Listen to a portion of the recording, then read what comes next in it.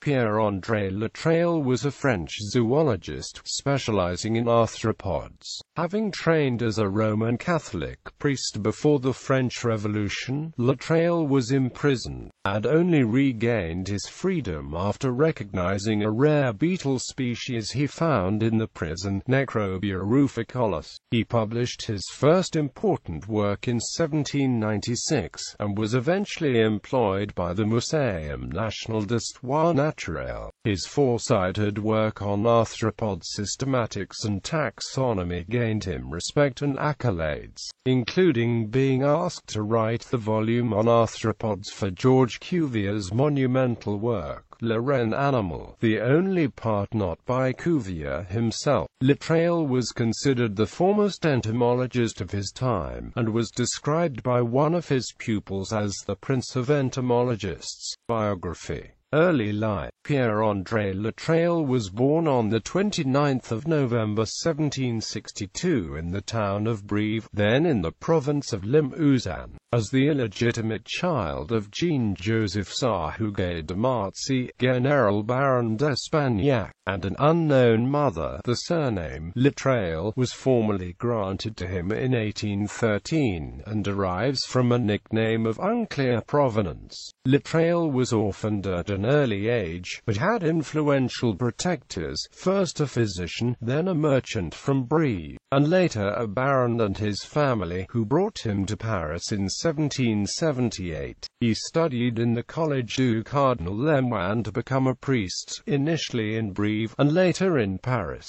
He entered the Grand Seminary of Limoges in 1780, and left as a deacon in 1786.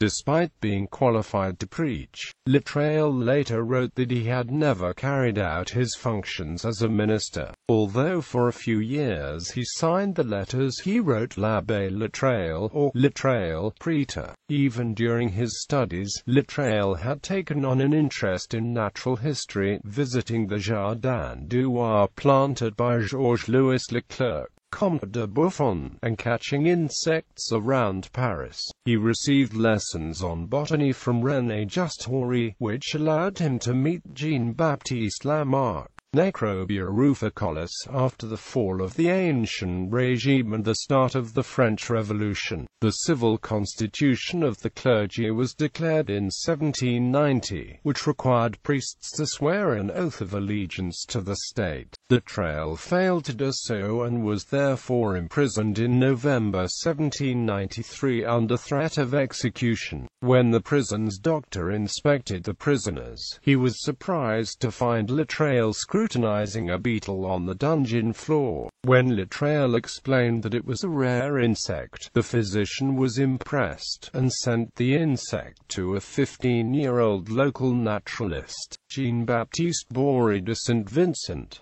Bory de Street. Vincent knew Latreille's work, and managed to obtain the release of Latreille and one of his cellmates.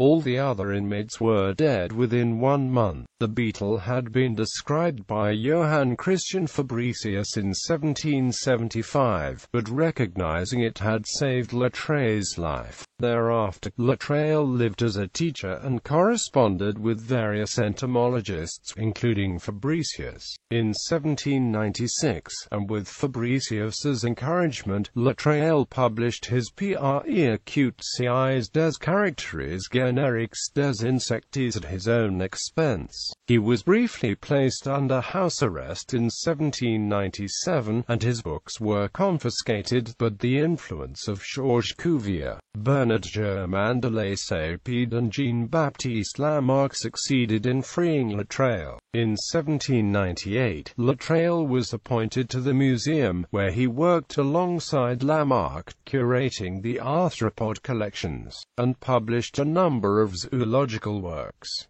First Empire. Following the death of Guillaume Antoine Olivier in 1814, Latreille succeeded him as titular member of the Académie des Sciences de l'Institut de France. In the following few years, Latreille was especially productive, producing important papers for the Memoires du Muséum, all of the volume on arthropods for Georges Cuvier's Le Reine Animal, and hundreds of entries in the Nouveau Dictionnaire d'Histoire Naturelle on entomological subjects. As Lamarck became blind, Latreille took on an increasing proportion of his teaching and research work. In 1821, Latreille was made a Knight of the Légion d'honneur.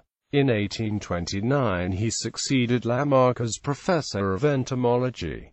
Later years. From 1824, Latreille's health deteriorated. He handed his lectures over to Jean-Victoire Audouin and took on several assistants for his research work, including Aimé Écoute d'Écoute, Louis Michel Lepelletier, Jean-Guillaume Audinet Serval and Félix-Édouard Guérin-Menville. He was instrumental in the founding of the Société Entomologique de France, and served as its honorary president. Latreille's wife became ill in 1830 and died in May of that year. The date of Latreille's marriage is unclear, and his request to be released from his vow of celibacy was never acknowledged. He resigned his position at the museum on the 10th of April 1832, in order to move to the country and thereby avoid the cholera epidemic. He returned to Paris in November, and died of bladder disease on the 6th of February 1833. He had no children but was survived by a niece whom he had adopted. Commemoration. The Société Entomologique raised the money to pay for a monument to Latreille. This was erected over Latreille's grave at Père Lachaise Cemetery, and comprised a 9-foot obelisk with various inscriptions, including one to the beetle which had saved Latreille's life, Necrobia ruficollis Latreille Salvator, as testimony to the high esteem in which Latreille was held. Many books were dedicated to him, and up to 163 species were named in his honor between 1798 and 1850. Taxa commemorating Latreille include Lumbrinus Latreille Audouin and Amp H. Milne Edwards, 1833. Scrops Latreille Leach, 1816. Assudes Latreille, Albinia Latreille, Latreille Roux, 1830. Cilicia Latreille Leach, 1818. Bitium Latreille, Macrophthalmus Latreille, Euryphordius Latreille Guérin, 1828.